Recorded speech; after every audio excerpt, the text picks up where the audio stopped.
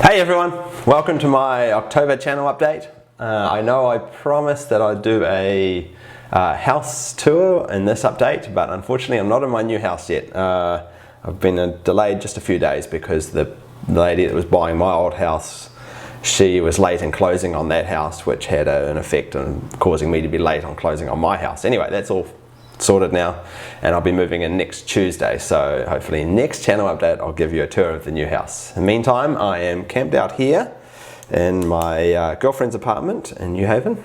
Here we are. It's a quick view around my girlfriend's apartment, and I'm making it nice and messy with all my crap.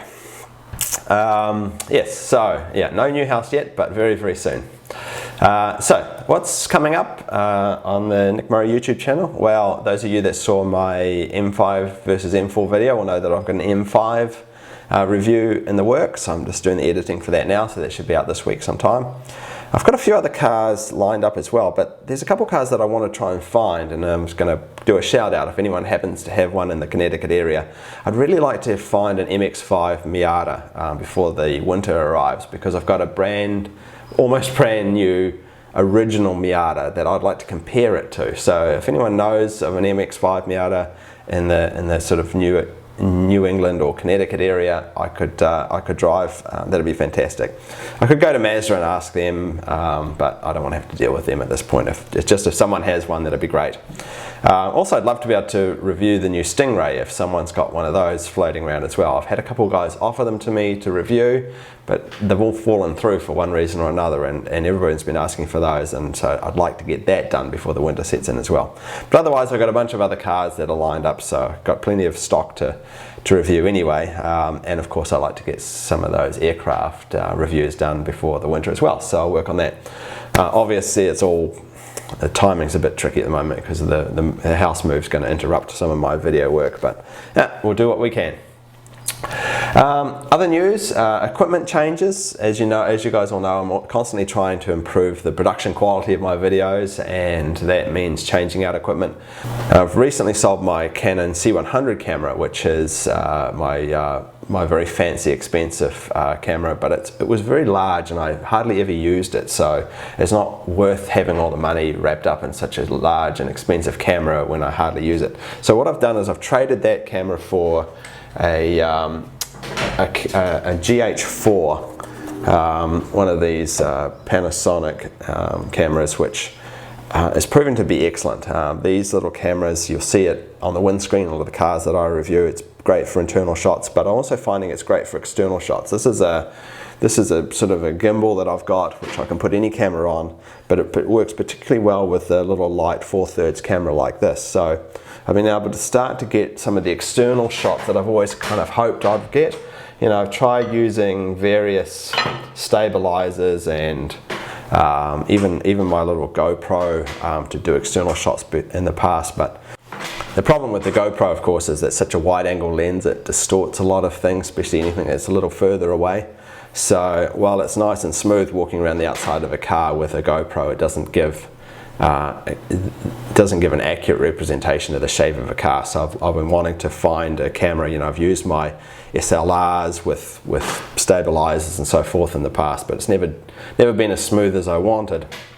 And I found that with this gimbal setup, I used it for the first time with the M5 review, and it came out really well. It's still got some fine tuning to be done to smooth it out even more, but I think I'm finally getting to the point where I'm getting the external shots I want, which is just great.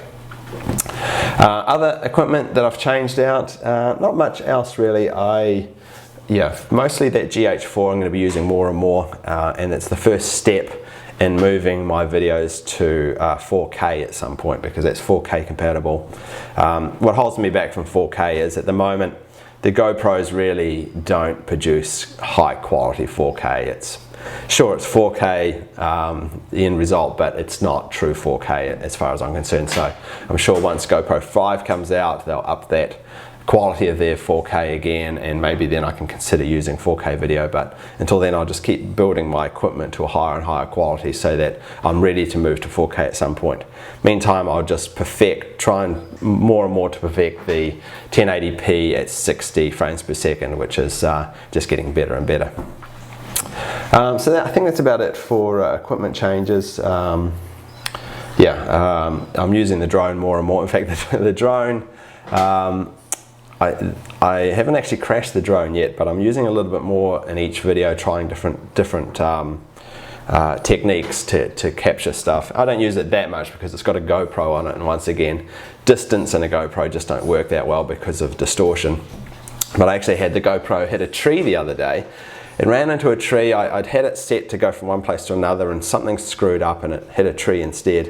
And I thought it was a goner because it hit the tree and it flipped upside down and started tumbling to the ground. But just before it hit the ground, it suddenly righted itself, pulled itself together, and then flew back to its start position.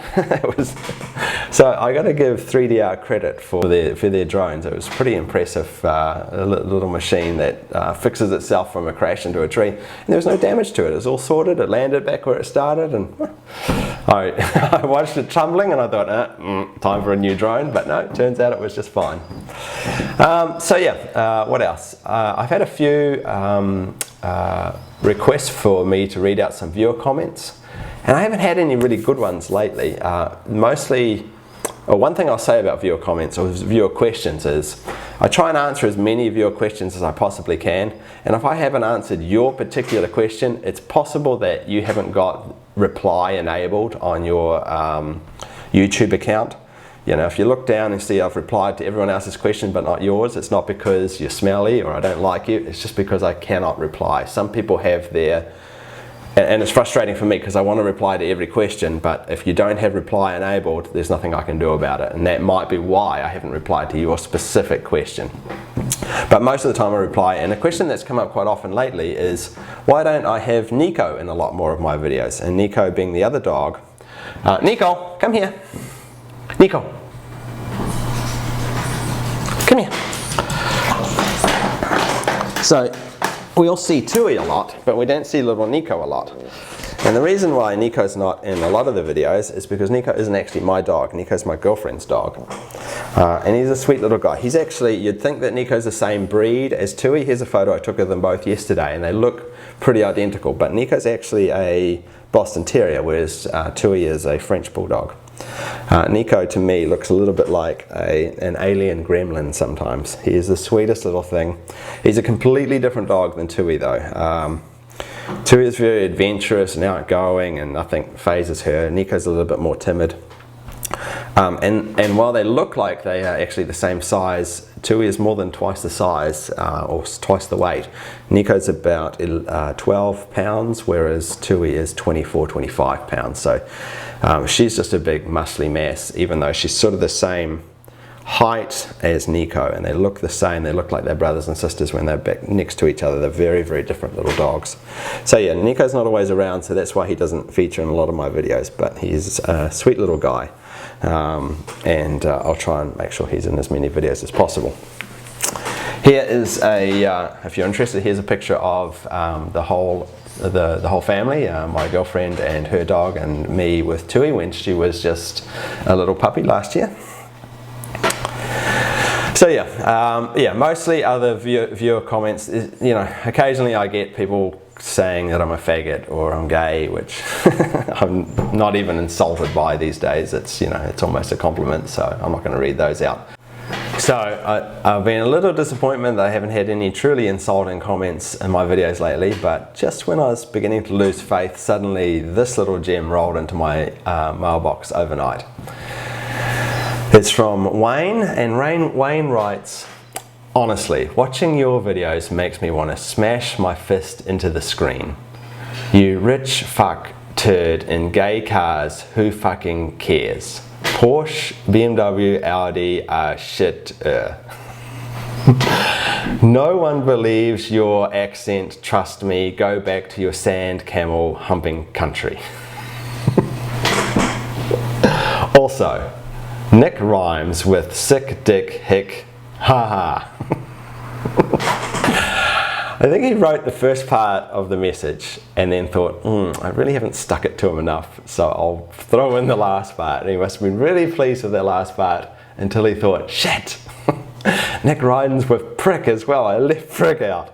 But yeah, a couple of things, Wayne. Firstly, What country do you think I come from? Last I checked, not a lot of camels in New Zealand, but I haven't been back for 6 months, so who knows, maybe there's a big camel infestation there now. The other thing is, if watching my videos makes you so angry, why do you keep watching? Obviously, you've watched a lot of them. I just don't understand it. There's a lot of YouTubers I don't like either, and I just stopped watching them. So that'd be my suggestion. Anyway, I appreciate your support, Wayne. I find that even the people that hate me the most seem to watch all my videos, so I can't argue with that sort of support. You know, it's even if you're going to write insulting stuff like this to me, you know, you're still viewing my channel, and so I appreciate that. So yeah, that's about it from me this month. Hopefully next month we'll finally have the tour of the new house, and with a bit of luck I'll be able to find an MX-5, the new MX-5 to review as well. So if anyone can find me one of those, I'd appreciate that. Anyway, I'll see you guys next time, and hope you guys are having a good month. Bye then.